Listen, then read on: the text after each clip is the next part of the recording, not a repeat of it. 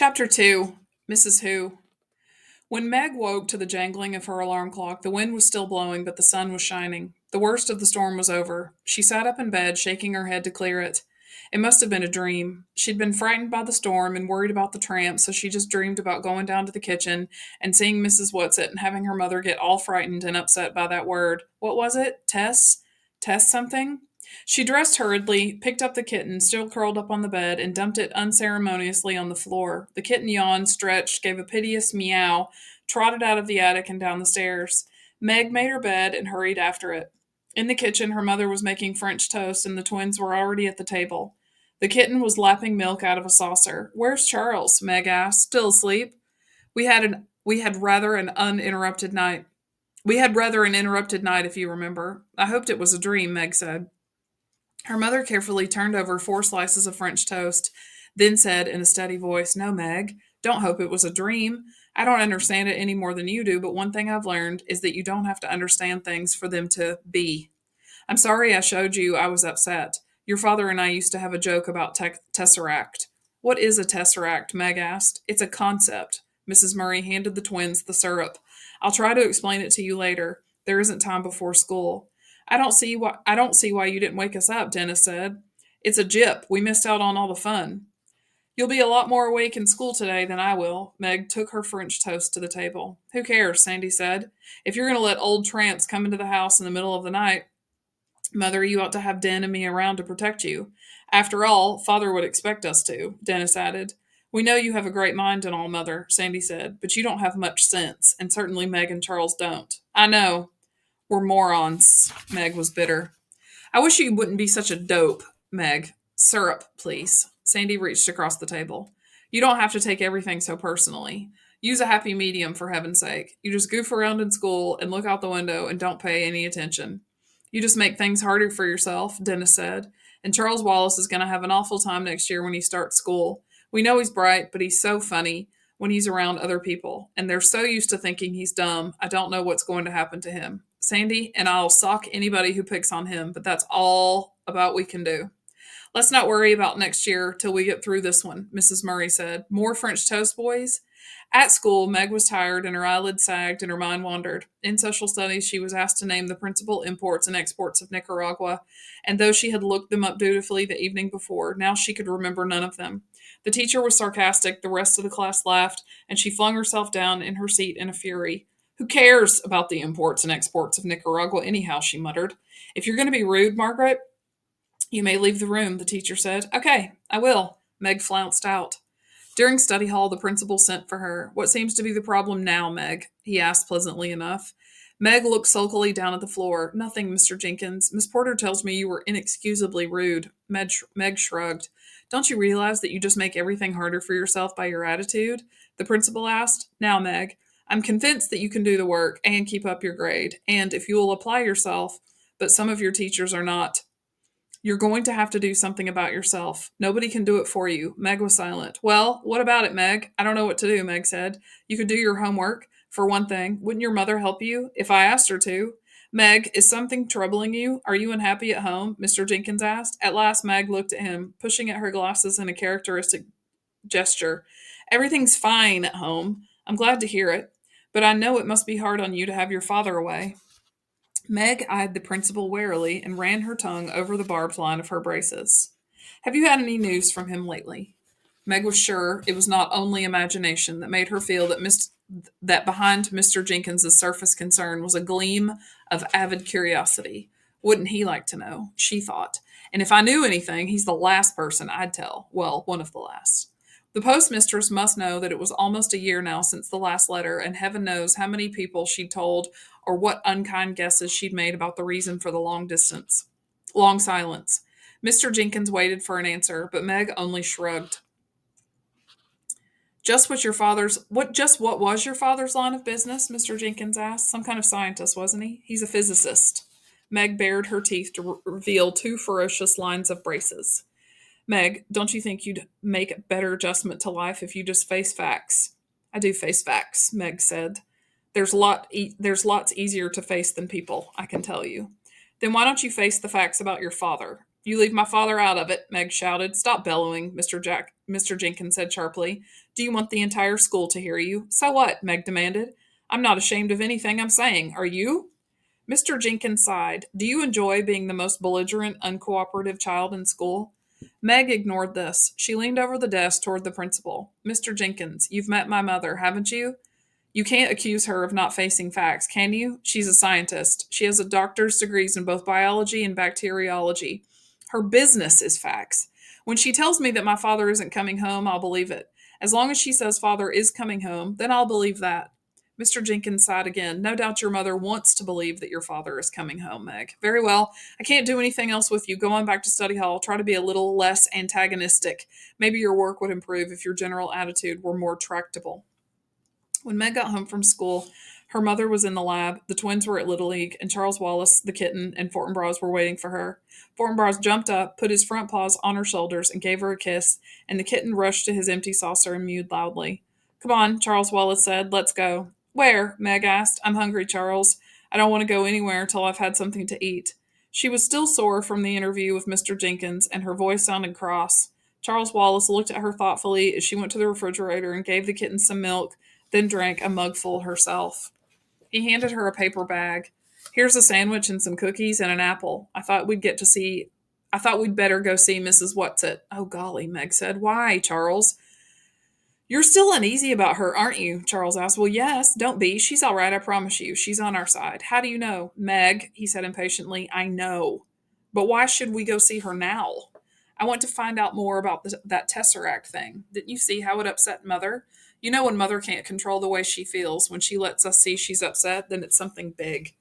Meg thought for a moment. Okay, let's go. But let's take Fortinbras with us. Well, of course, he needs the exercise. They set off, Fortinbras rushing ahead, then doubling back to the two children, then leaping off again. The Murrays lived about 4 miles out of the village. Behind the house was pine woods, and it was through this that Charles Wallace took Meg. Charles, you know she's going to get in awful trouble, Mrs. Whatsit. I mean, if they find out she's broken into the haunted house and taking Mrs. Buncombe's sheets and everything, they could send her to jail. One of the reasons I want to go over this afternoon is to warn them. Them? I told you, she was there with her two friends. I'm not even sure it was Mrs. Whatsit herself who took the sheets, though. I wouldn't put it past her. But what would she want all those sheets for? I intend to ask her, Charles Wallace said, and to tell them they'd better be more careful. I don't really think they'll let anybody find them, but I just thought we ought to mention the possibility.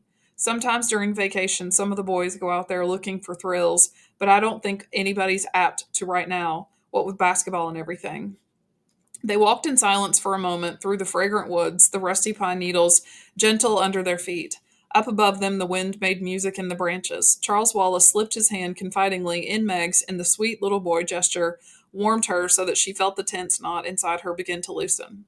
Charles loves me at any rate, she thought. School awful again today? He asked for a while. Yes, I got sent to Mr. Jenkins. He made snide remarks about father. Charles nodded sagely. I know. How do you know? Charles Wallace shook his head. I can't quite explain. You tell me, that's all. But I never say anything. You just seem to know. Everything about you tells me, Charles said. How about the twins? Mag asked. Do you know about them too? I suppose, if I could, if I wanted to, if they needed me. But it's sort of tiring, so I just concentrate on you and Mother. You mean you read our minds? Charles Wallace looked troubled. I don't think it's that. It's being able to understand a sort of language. Like sometimes if I concentrate very hard, I can understand the wind talking with the trees. You tell me, you see, sort of an inadvertently. That's a good word, isn't it? I got Mother to look it up in the dictionary for me this morning. I really must learn to read, except I'm afraid it will make it awfully hard for me in school next year if I already know things. I think it will be better if people go on thinking I'm not very bright. They won't hate me quite so much. Ahead of them, Fortinbras started barking loudly, the warning bay that usually told them that a car was coming up the road or that someone was at the door. Somebody's here, Charles Wallace said sharply. Somebody's hanging around the house. Come on. He started to run, his short legs straining. At the edge of the woods, Fortinbras stood in front of a boy, barking furiously. As they came panting up, the boy said, For crying out loud, call off your dog. Who is he? Charles Wallace asked Meg. Calvin O'Keefe. He's in regional, but he's older than I am. He's a big bug. It's all right, fella. I'm not going to hurt you, the boy said to Fortinbras. It's all right, fella. Or sit, Fort, Charles Wallace commanded, and Fortinbras dropped to his haunches in front of the boy, a low growl still pulsing in his dark throat. Okay, Charles Wallace put his hands on his hips. Now tell us what you're doing here. I might ask the same of you, the boy said with some indignation. Aren't you two of the Murray kids? This isn't your property, is it? He started to move, but Fortinbras' growl grew louder and he stopped. Tell me about him, Meg, Charles Wallace demanded. What would I know about him? Meg asked. He's a couple of grades above me, and he's on the basketball team. Just because I'm tall, Calvin sounded a little embarrassed. Tall he certainly was, and skinny. His bony wrists stuck out of his sleeves of his blue sweater. His worn corduroy trousers were 3 inches too short. He had orange hair that needed cutting, and the appropriate freckles to go with it. His eyes were an oddly bright blue. Tell us what you're doing here, Charles Wallace said. What is this, the third degree? Aren't you the ones who's supposed to be the moron? Meg flushed with rage, but Charles Wallace answered placidly. That's right. If you want me to call my dog off, you'd better give. Most peculiar moron I've ever met, Calvin said. I just came to get away from my family. Charles Wallace nodded. What kind of family? They all have runny noses. I'm third from the top of 11 kids. I'm a sport. At that, Charles Wallace grinned widely. So am I.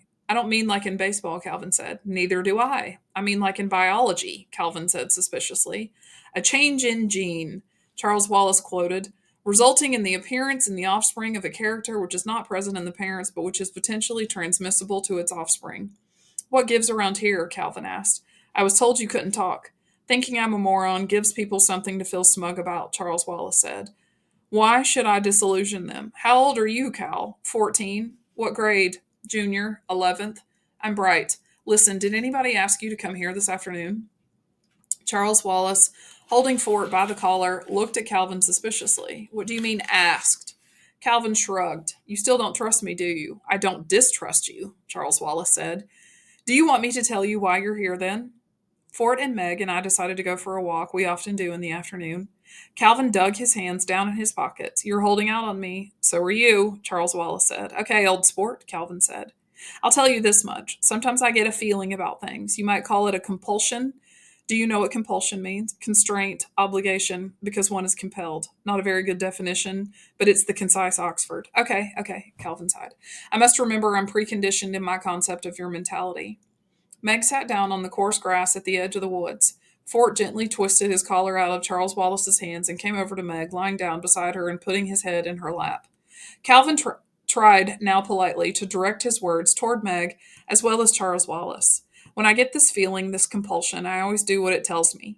I can't explain where it comes from or how I get it, and it doesn't happen very often, but I obey it. And this afternoon I had a feeling that I must come over to the haunted house. That's all I know, kid. I'm not holding anything back. Maybe it's because I'm supposed to meet you. You tell me. Charles Wallace looked at Calvin probingly for a moment. Then an almost glazed look came into his eyes, and he seemed to be thinking at him. Calvin stood very still and waited. At last, Charles Wallace said, Okay, I believe you, but I can't tell you. I think I'd like to trust you. Maybe you'd better come home with us and have dinner. Well, sure. But what would your mother say to that? Calvin asked. She'd be delighted. Mother's all right. She's not one of us, but she's all right. What about Meg? Meg has it tough, Charles Wallace said. She's not really one thing or the other. What do you mean, one of us? Meg demanded. What do you mean I'm not one thing or the other? Not now, Meg, Charles Wallace said. Slowly, I'll tell you about it later.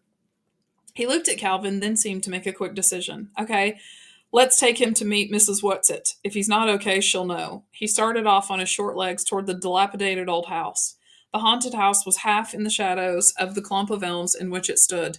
The elms were almost bare now, and the ground around the house was yellow with damp leaves. The late afternoon light had a greenish cast, which the blank windows reflected in a sinister way. An unhinged shutter thumped. Something else creaked. Meg did not wonder that the house had a reputation for being haunted. A board was nailed across the front door, but Charles Wallace led the way round to the back. The door there appeared to be nailed shut too, but Charles Wallace knocked and the door swung slowly outward, creaking on rusty hinges. Up in one of the elms, an old black crow gave its raucous cry, and a woodpecker went into a wild rat-a-tat-tat.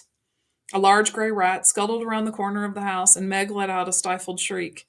They get a lot of fun Out of using all the typical props, Charles Wallace said in a reassuring voice. Come on, follow me. Calvin put a strong hand to Meg's elbow, and Fort pressed against her leg. Happiness at their concern was so strong in her that her panic fled, and she followed Charles Wallace into the dark recesses of the house without fear. They entered into a sort of kitchen. There was a huge fireplace with a big black pot hanging over a merry fire. Why had there been no smoke visible from the chimney? Something in the pot was bubbling, and it smelled more like one of Mrs. Murray's chemical messes than something to eat. In a dilapidated Boston rocker sat a plump little woman. She wasn't Mrs. Whatsit, so she must, Meg decided, be one of Mrs. Whatsit's two friends. She wore enormous spectacles, twice as thick and twice as large as Meg's, and she was sewing busily with rapid jabbing stitches on a sheet. Several other sheets lay on the dusty floor. Charles Wallace went up to her. I really don't think you ought to have taken Mrs. Buncome's sheets without consulting me, he said, as cross and bossy as only a very small boy can be. What on earth do you want them for? The plump little woman beamed at him. Why, Charlesy, my pet, le coeur a ses raisons que la raison ne connaît point. French. Pascal. The heart has its reasons whereof reason knows nothing. But that's not appropriate at all, Charles said crossly. Your mother would find it so. A smile seemed to gleam through the roundness of spectacles. I'm not talking about my mother's feelings about my father, Charles Wallace scolded. I'm talking about Mrs. Buncome's sheets. The little woman sighed. The enormous glasses caught the light again and shone like owl's eyes. In case we need ghosts, of course, she said. I should think you'd have guessed. If we'd have to frighten anybody away, what's it thought we ought to do it appropriately. That's why it's so much fun to stay in a haunted house. But we really didn't mean you to know about the sheets. Ah, for sure, tat, tat, German. In flagrant delicto, Latin. Caught in the act, English, as I was saying.